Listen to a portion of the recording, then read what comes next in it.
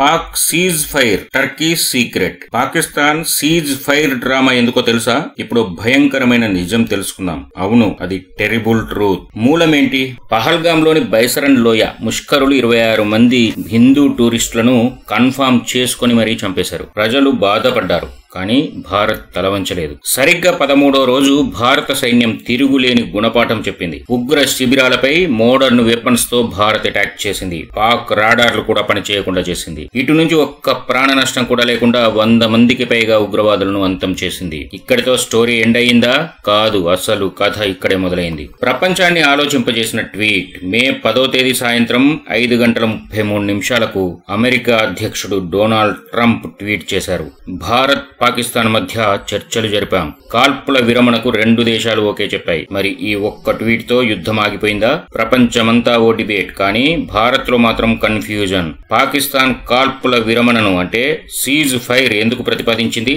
శరణు వేడిన పాకిస్తాన్. వాస్తవం ఏంటంటే పాకిస్తాన్ టర్కీని ఆశ్రయించింది. ఆయుధాలు రావడం లేట్ అవుతుందనుకుంది. వార్ వెపన్స్ తగ్గుతుండటంతో కాల్పుల విరమణను ప్రతిపాదించింది పాకిస్తాన్. ఎందుకంటే పాక్ ప్రయోగిస్తున్న డ్రోన్లను భారత్ ముక్కలు చేసేస్తోంది. దీంతో ఆయుధాలు పూర్తిగా తగ్గిపోయాయి. ఇక వేరే దారి లేదనుకుని అమెరికాను శరణు వేడింది పాకిస్తాన్. ఇక్కడే పాకిస్తాన్ తన నక్క వినయం చూపించింది. భారత్ ఏ షరతులు పెట్టినా సరే సీజ్ ఫైర్ కు రెడీ అంది. అంతే, ట్రంప్ భారత్ నొప్పించాడు, ట్వీట్ చేశాడు. అసలు ట్విస్ట్, టర్కీ డ్రోన్లు, ఆయుధాలు. ఇటు అమెరికాను బతిమలాడుతూనే అటు టర్కీతో పాకిస్తాన్ మంతనాలు చేసింది. అన్ఎక్స్పెక్టెడ్ గా సాయంత్రానికే టర్కీ నుంచి పాకిస్తాన్ కు డ్రోన్లు, ఆయుధాలు. ఇక సీజ్ ఫైర్ ఎందుకు?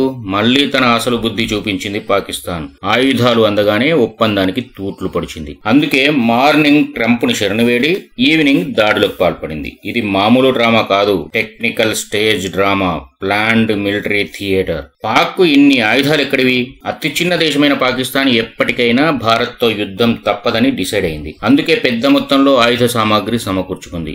ఆయుధాలు నిండుకుంటాయన్న బాధ కూడా లేకుండా 100ల కొద్దీ డ్రోన్లతో అటాక్ చేస్తోంది. అయితే ఎప్పటికప్పుడు నేల కూలుస్తున్న ఈ డ్రోన్ల శకలాలను టెస్ట్ చేసింది భారత సైన్యం. అవి టర్కీకి చెందిన ఆసిస్ గార్డ్ సోగర్ డ్రోన్లుగా కన్ఫర్మ్ చేసింది. అంటే పాకిస్తాన్ దుష్టబుద్ధికి టర్కీ కూడా జత కలిసింది. Turkey weapons, IMF conditions. Pak ceasefire డ్రామాకు ప్రధానంగా 2 కారణాలు. ఒకటి టర్కీ నుంచి ఇబ్బడిముబ్బడిగా వచ్చిన ఆయుధాలైతే, రెండోది ఆర్థిక సాయం చేసేందుకు IMF పెట్టిన కండిషన్స్. పాకిస్తాన్ నిలువెల్లా అప్పుల్లో కూరుకుపోయింది. $130 బిలియన్ విదేశీ అప్పులయ్యాయి. అసలు దేశం నడపడానికి IMF ఇంటర్నేషనల్ మానిటరీ ఫండ్ అర్జీ పెట్టుకుంది. $7 బిలియన్ బెయిలౌట్ కోసం పాకిస్తాన్ ప్రయత్నాలు చేస్తోంది. వీటిలో $1 బిలియన్ బెయిలౌట్ కు IMF ఆమోదం తెలిపింది. అయితే IMF నుంచి పాకిస్తాన్ అప్పొచ్చేందుకు అమెరికా సపోర్ట్ చేసింది. కానీ ఒకే ఒక కండిషన్ పెట్టింది, సీజ్ ఫైర్ కు ఒప్పించింది. ఎథిక్స్ అనే పదాన్ని తమ డిక్షనరీ నుంచి డిలీట్ చేసిన పాకిస్తాన్ IMF నుంచి డబ్బులు వస్తే చాలనుకుంది. అందుకే సీజ్ ఫైర్ కు ఓకే చెప్పింది. అటు అప్పిచ్చేందుకు IMF అధికారికంగా ఆమోదించడం, ఇటు టర్కీ నుంచి ఆయుధాలు ఇంపోర్ట్ కావడం ఒకేసారి జరగడంతో ఇచ్చిన మాట పక్కన పెట్టింది పాకిస్తాన్. మళ్లీ కాల్పులు స్టార్ట్ చేసింది. అంతర్జాతీయ సమాజాన్ని ఫూల్స్ చేసింది. IMF కు చెవిలో పూలు. IMF కూడా చెవిలో పూలు పెడుతోంది పాకిస్తాన్. దారిద్ర్యం నుంచి బయటపడేందుకు IMF నుంచి అప్పులు తీసుకుంటున్న పాకిస్తాన్ ఉగ్రవాదానికి ఖర్చు చేస్తోందని భారత్ మొదటి నుంచి మొత్తుకుంటోంది. ఆధారాలు కూడా చూపించింది. దీంతో IMF పాకిస్తాన్ కు బెయిలౌట్ ప్యాకేజ్ ఇచ్చేందుకు నో చెప్పింది. కానీ ఇప్పుడు అమెరికా ప్రెషర్ తో అటు IMF దిగొచ్చింది. ఇటు పాకిస్తాన్ రాత్రికి రాత్రే పీస్ఫుల్ కంట్రీగా మారిపోయింది. భారత్ స్ట్రాటజిక్ యాక్సెప్టెన్స్, భారత్ వ్యూహాత్మక అంగీకారం. యుద్ధం కొనసాగితే భారత్ కు చిన్న జర్క్ అంతే.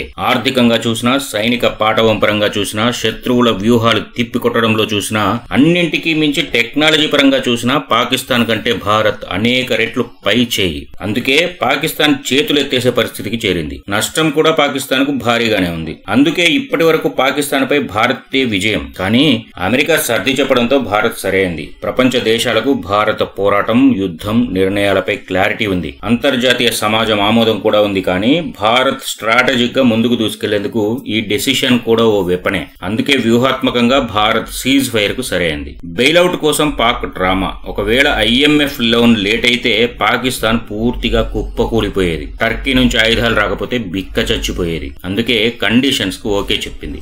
ఇదంతా అంతర్జాతీయ సమాజం గమనిస్తోంది. ఒక ట్వీట్, ఒక డ్రోన్ బాంబ్, ఒక loan agreement. Pakistan cease fire డ్రామాలో మెయిన్ రోల్స్. ఇది పీస్ కాదు, పాకిస్తాన్ కన్నింగ్ స్ట్రాటజీ.